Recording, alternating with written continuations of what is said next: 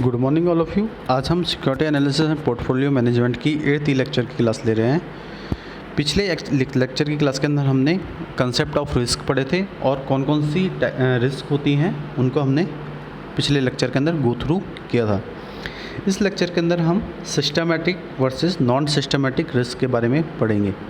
अगर हम बात करें तो सिस्टमेटिक और नॉन सिस्टमेटिक रिस्क क्या है, एलिमेंट्स के रिस्क के एलिमेंट्स हैं। तो इसको हम लोग एक बार देख लेते हैं क्या है ये। अगर हम बात करते हैं एलिमेंट्स ऑफ रिस्क की, तो various components cause the variability in expected return which are known as elements of risk. They are broadly two groups of elements classified as systematic risk and unsystematic risk.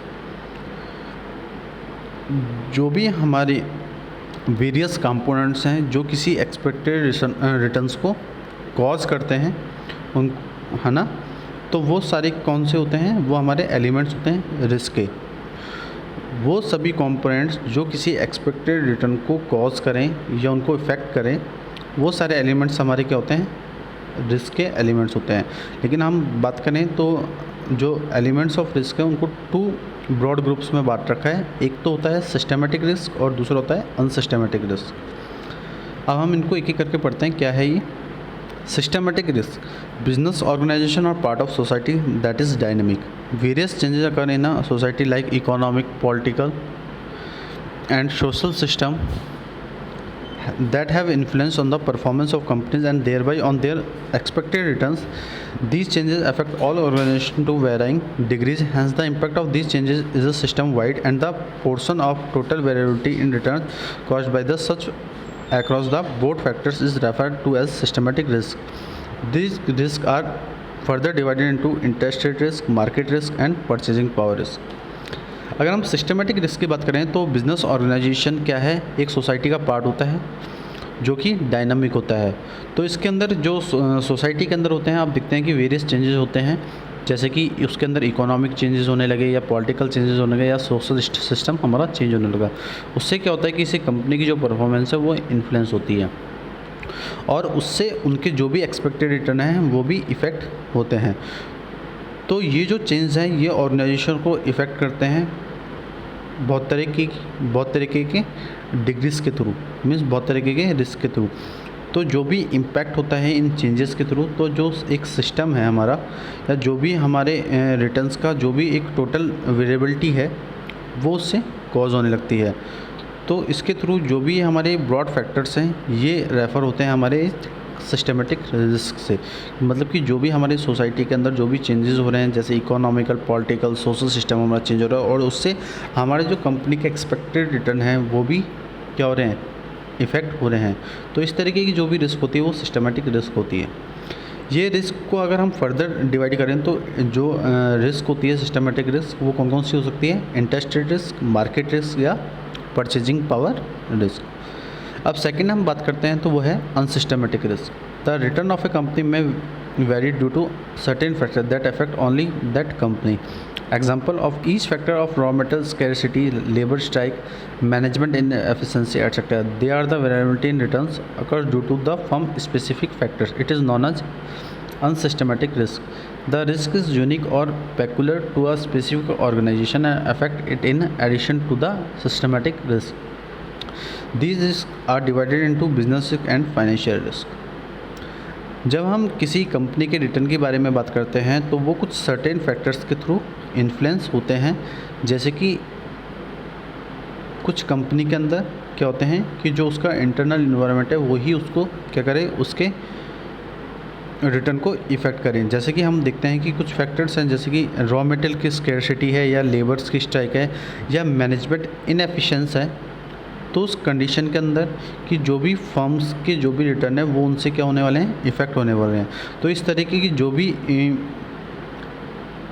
Risk होती है वो unsystematic risk के अंदर होती हैं। तो जो भी हमारे रिटर्न्स है जिनको हमको लेना था और उसके वेरिएबल से क्या हो रहा है कि हमारी फर्म किसी न किसी फैक्टर से, इंटरनल फैक्टर से इफ़ेक्ट हो रही है, तो वो सब जो चीज़ें होंगी वो किसके अंदर आती हैं, हमारी अनसिस्टमेटिक रिस्क के अंदर। तो जो रिस्क होती है वो यूनिक होती है, पेकुलर होती है किसी स्पेसिफिक ऑर्गेनाइजेशन के अंदर और वो इफ़ेक्ट करती है उसकी सिस्टमेटिक रिस्क को भी। तो इस रिस्क के अंदर हम अगर डिवाइड करते हैं तो अनसिस्टमेटिक रिस्क को तो हम कह सकते हैं कि जैसे बिजनेस रिस्क होती है, फाइनेंशियल रिस्क होती है, ये सारी क्या होती है हमारी अनसिस्टमेटिक रिस्क। ठीक है।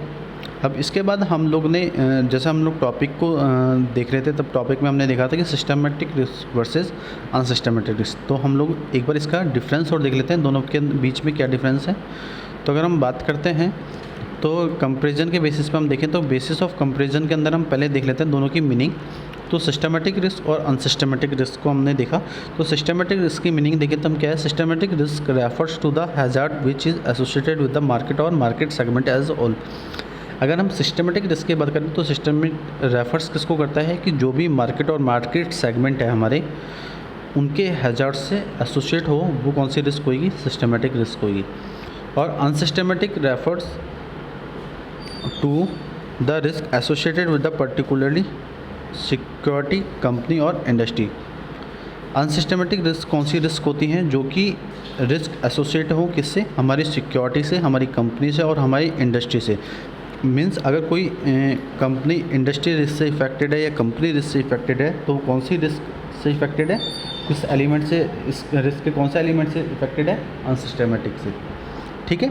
अगर मार्केट के रिगार्डिंग हम बात कर रहे हैं या मार्केट सेगमेंटेशन के रिगार्डिंग हम बात कर रहे हैं कि कंपनी क्या है या फर्म है, वो मार्केट या मार्केट सेगमेंट के हैज़ार्ड से इफेक्ट हो रही है, तो कौन सी रिस्क होगी, हमारी सिस्टमेटिक रिस्क। अगर हम नेचर की बात करें तो जो सिस्टमेटिक रिस्क होती है वो अनकंट्रोलेबल होती है, लेकिन अनसिस्टमेटिक रिस्क कंट्रोलेबल होती है। अब हम कह रहे हैं कि जो सिस्टमेटिक रिस्क है वो अनकंट्रोलेबल है, तो कैसे है, क्योंकि हम मार्केट की कंडीशन को क्या मान के रखते हैं, अनसर्टेन मान के रखते हैं कि मार्केट की जो कंडीशन है वो किस टाइम पे कैसे चेंज हो जाए वो हमको नॉन नहीं है। लेकिन अनसिस्टमेटिक रिस्क के अंदर वो कंट्रोलेबल होती है, क्योंकि ये हमारे इंटरनल फैक्टर से ही होती है। जो भी हमारा इंटरनल एनवायरनमेंट है ऑर्गेनाइजेशन, उससे ही ये रिस्क प्रोड्यूस होती है। और उससे क्या है कि अगर ये हमारे इंटरनल एनवायरनमेंट से या इंटरनल ऑर्गेनाइजेशन से अगर ये अराइज हो रही है तो हम इसको कंट्रोल कर सकते हैं। लेकिन मार्केट की कंडीशंस को के रिगार्डिंग अगर कोई चीज़ हमें हैज़र्ड के रूप में हमें कंपनी को मिल रही है तो उसको हम कंट्रोल नहीं कर सकते। अगर फैक्टर की बात करें तो ये जो सिस्टमेटिक रिस्क होती है ये एक्सटर्नल फैक्टर से हमें मिलती है, और जो अनसिस्टमेटिक रिस्क है वो हमें इंटरनल फैक्टर से मिलती है। इसके बाद इफेक्ट पढ़ते हैं। तो इफेक्ट में देखते हैं कि इसमें लार्ज नंबर ऑफ सिक्योरिटीज़ होती हैं मार्केट की, इसके अंदर ओनली पर्टिकुलर कंपनी इन्वॉल्व होती है। मीन्स क्योंकि हम इंटरनल की बात करें तो उसके अंदर कंपनी की जो भी इंटरनल चीज़ें हैं वही चीज़ ही उसको इफ़ेक्ट करेंगी।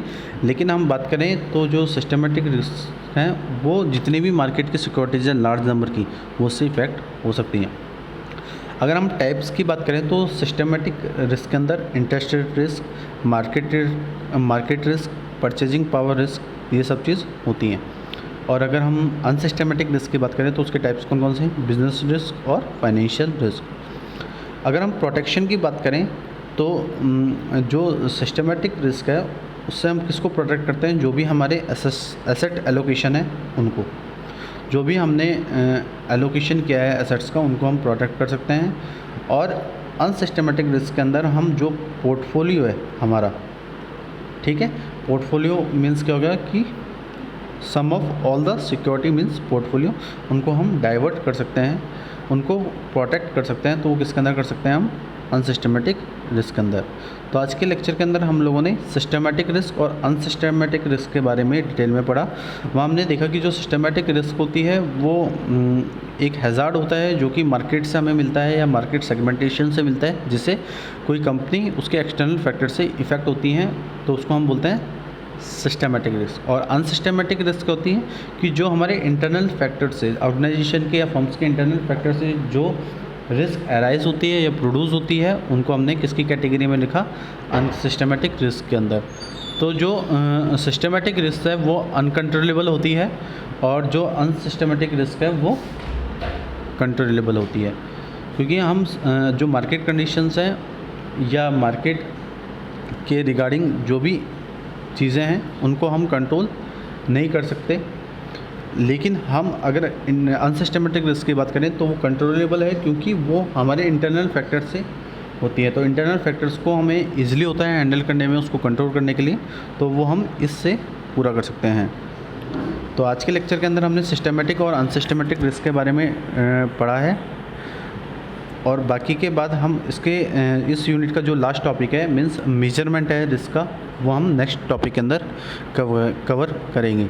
तो आज के लिए इतना ही। Thank you so much and have a nice day.